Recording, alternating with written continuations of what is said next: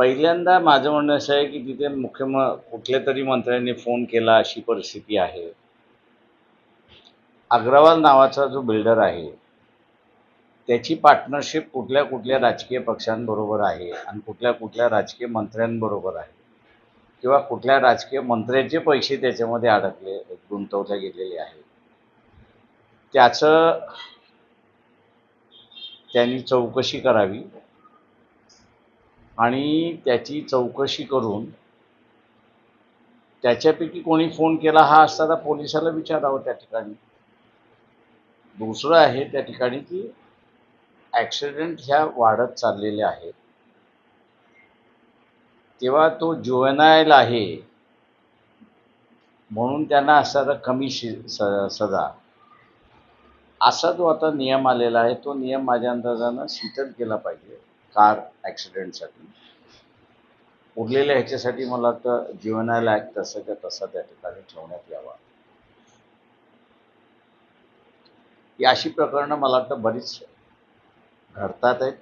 सेन्सेशनही वर्तमानपत्र टी व्हीवाले करतात आहेत. पण कोर्टाकडून तेवढा सेन्सेशन त्या ठिकाणी दिसत नाही अशी परिस्थिती आहे. आणि मग कोर्टांना सुद्धा आम्ही असं विनंती करतो की हा आता एक सेन्सिटिव्ह मुद्दा होत चाललेला आहे. त्याच्या विरोधात कोर्टाने सुद्धा कडक निर्णय घेतला पाहिजे असं आम्ही त्या ठिकाणी मानतो.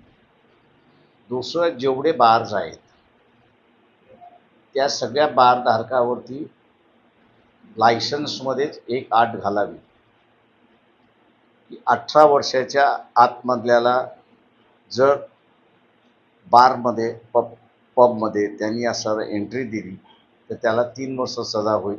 त्याची सगळी लायसन्स त्याचं जप्त केला जाईल आणि त्याला 10 लाख रुपयाचं फाईन केलं जाईल. ही तरतूद त्या ठिकाणी आली की टीनेजरला पबमध्ये आणि बारमध्ये प्रवेश मिळणार नाही अशी परिस्थिती. प्रश्न असा आहे की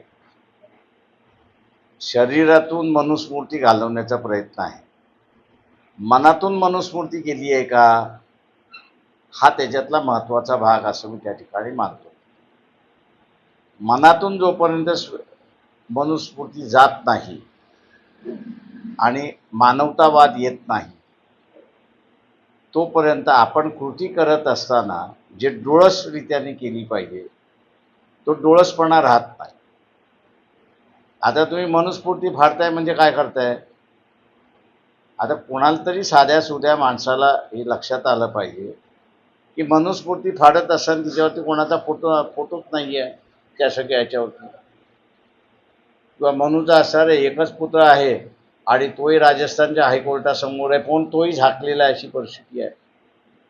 तेव्हा या सगळ्या ह्याच्यामध्ये मनातून मनुस्मृती जाणं हे महत्त्वाचं आहे.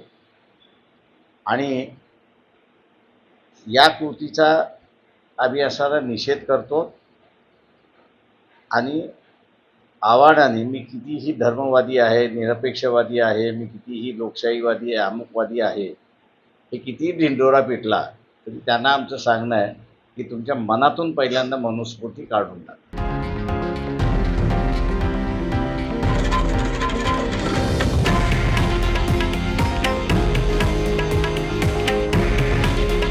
हे आहे देशातील नंबर 1 न्यूज नेटवर्क आणि आपण पाहत आहात TV9 मराठी. काळजी तुमची, हित महाराष्ट्राचं.